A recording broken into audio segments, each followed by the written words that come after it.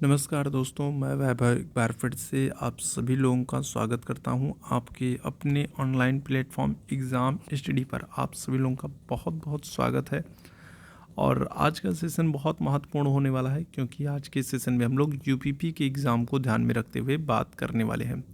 आज के सेशन में हम लोग यूपीपी री एग्ज़ाम 2024 की बात करने वाले हैं कि जो पिछला पेपर हुआ था फरवरी में और जो इस बार पेपर हो रहा है, तो उस पेपर में क्या अंतर होगा, इसके बारे में हम लोग बात करने वाले हैं।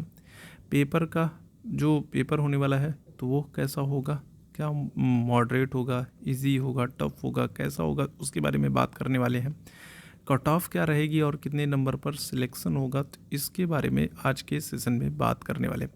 तो आज का सेशन बहुत ही महत्वपूर्ण होने वाला है आप सभी मेरे भाई बहनों के लिए। आप सभी लोगों से निवेदन करूंगा कि जितने मेरे भाई बहन जुड़ते चल रहे हैं तो सभी लोग सेशन को लाइक कर दीजिएगा, सेशन को एक बार आप सभी लोग शेयर कर दीजिएगा, और जो लोग पहली बार हैं सभी लोग चैनल को सब्सक्राइब ज़रूर कर लिए, ताकि जब भी हम लोग लाइव आते हैं तो इसकी नोटिफिकेशन आपको मिल जाया करे। तो चलिए शुरू करेंगे आज की क्लास को। सबसे पहले हम लोग बात करते हैं, मैं आपको यहाँ पर एक न्यूज़ दिखा देता हूँ। ठीक है, देखिए क्या कह रहा है। तो 56 केंद्रों पर परीक्षा कराई जा रही है। ठीक है, 56 केंद्रों पर परीक्षा कराई जाएगी और 5 दिनों में परीक्षा होगी। ठीक है, जो सिपाही भर्ती परीक्षा होगी वो 56 केंद्रों पर होगी और 5 दिनों में होगी। ठीक है, यहाँ पर देखिए अगर हम लोग बात करेंगे, ठीक है, अगर हम लोग जो पिछली जो परीक्षा आपकी हुई थी यूपीपी की, जो पिछली वाली परीक्षा हुई थी फरवरी में, और जो अभी परीक्षा होने वाली है, तो उन दोनों में अगर हम लोग अंतर की बात करेंगे तो अंतर क्या क्या है, चलिए इसको एक बार अच्छे से समझ लेते हैं। तो देखो, जो पिछली परीक्षा हुई थी उसमें 126 केंद्र बनाए गए थे। ठीक है, क्या हो रहा था, तो उसमें 126 केंद्र बनाए गए थे, 126 केंद्रों पर परीक्षा हो रही थी। लेकिन अब की बार क्या किया गया, अब की बार आपके जो सेंटर हैं उनको घटा करके 126 से 56 कर दिया गया। ठीक है, पहले 126 जो है सेंटर पर परीक्षा हो रही थी, लेकिन अभी अब की बार सिर्फ 56 सेंटर बनाए गए, 56 केंद्र बनाए गए।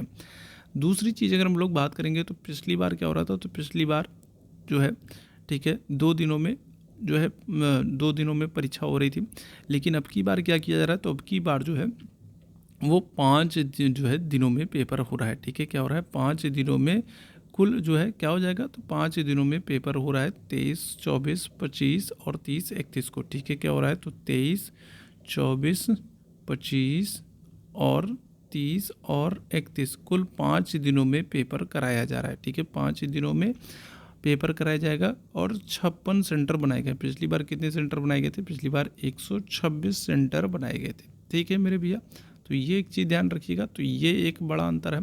इसके अलावा अगर हम लोग बात करते हैं तो, ठीक है, अगर हम लोग बात करते हैं कि कुल कितने परीक्षार्थी हैं जिन्होंने जो है क्या किया है, जो इस परीक्षा में शामिल होने वाले हैं, तो कुल परीक्षार्थियों की संख्या अगर हम लोग बात करेंगे तो 2,69,000 है। ठीक है, कितनी है, तो कुल परीक्षार्थियों की संख्या 2,69,000 है। और अगर हम लोग इस तरीके से एक एवरेज निकालते हैं तो डेली क्या होगा, तो डेली मतलब हर दिन लगभग 26,900 परीक्षार्थी पेपर देंगे। 5 दिन की पेपर होगा, 5 दिन का पेपर होगा, तो डेली अगर हम लोग बात करेंगे तो डेली लगभग 26,900 परीक्षार्थी जो हैं वो पेपर देंगे।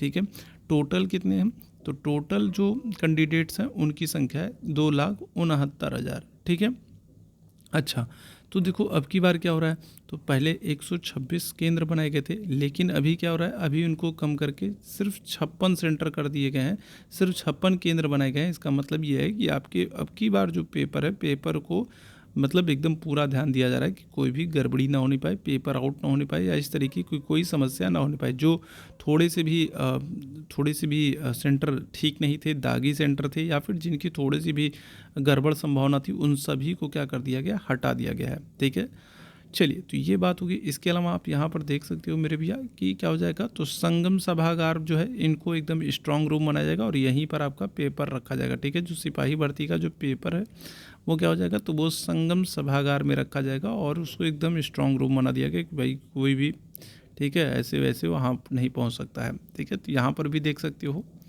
ठीक है मेरे भैया, पहले अगर हम लोग बात करेंगे तो क्या हो रहा था, तो 2 दिनों में पेपर हो रहा था, अभी 5 दिनों में और कुल 10 शिफ्ट में क्या हो जाएगा, तो कुल 10 शिफ्ट में पेपर कराया जाएगा। ठीक है, चलिए, तो ये बात आप लोगों को क्लियर हो गई। अब यहाँ पर हम लोग बात कर लेते हैं। देखो मेरे भैया, ध्यान से समझिएगा, ठीक है। अगर हम लोग टाइम की बात करें तो टाइम आपको मिलेगा कितना, 120 मिनट का आपको समय मिलेगा। समय का आपको बहुत अच्छे से ध्यान रखते हुए चलना है, टाइम मैनेजमेंट करना है, नहीं तो फिर दिक्कत हो जाएगी।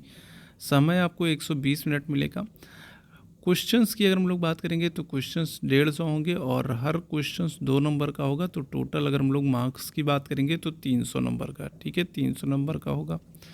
जनरल नॉलेज की बात करेंगे तो जनरल नॉलेज से आपके 38 प्रश्न बनते हैं, ठीक है। हिंदी से अगर हम लोग बात करेंगे तो 37 प्रश्न बनेगा। मैथ से बात करेंगे तो 38 प्रश्न बनेगा। और रीजनिंग से अगर हम लोग बात करते हैं तो क्या हो जाएगा, तो आपका 37 प्रश्न बनता है, ठीक है, 37 प्रश्न बनता है, ठीक है। इतनी बात क्लियर है।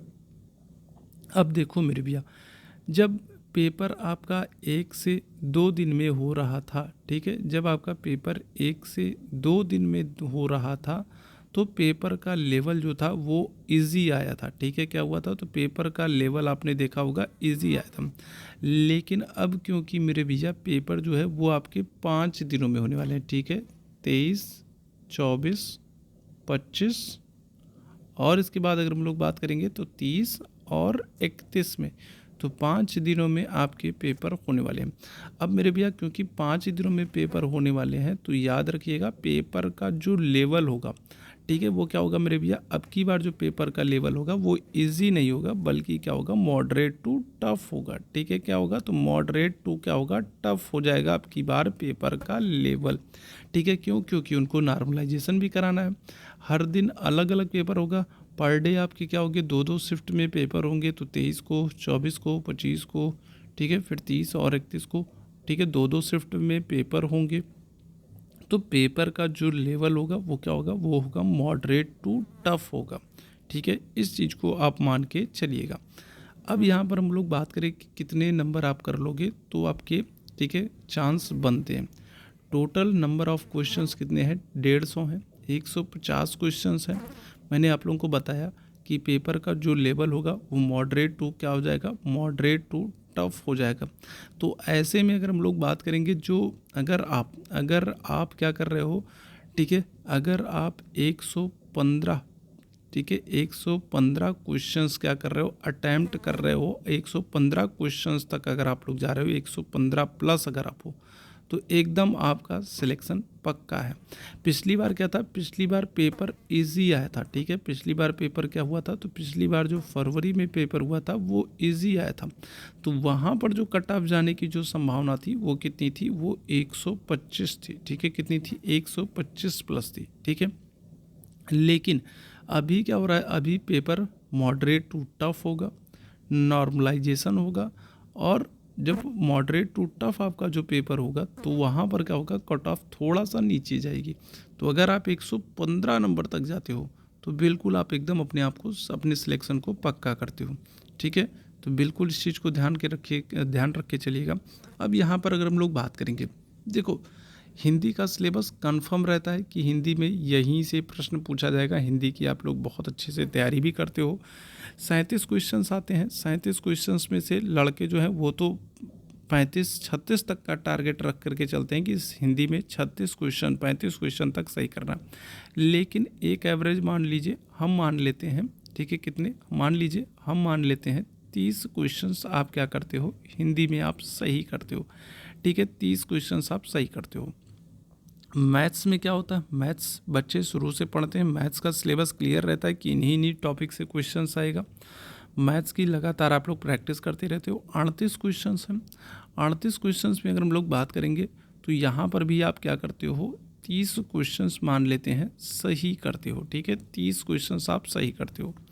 रीजनिंग की अगर हम लोग बात करते हैं, ठीक है, रीजनिंग की अगर हम लोग बात करते हैं, रीजनिंग से 37 क्वेश्चन आ रहा है। रीजनिंग की आप लोग बहुत बेहतरीन वाली तैयारी करते हो।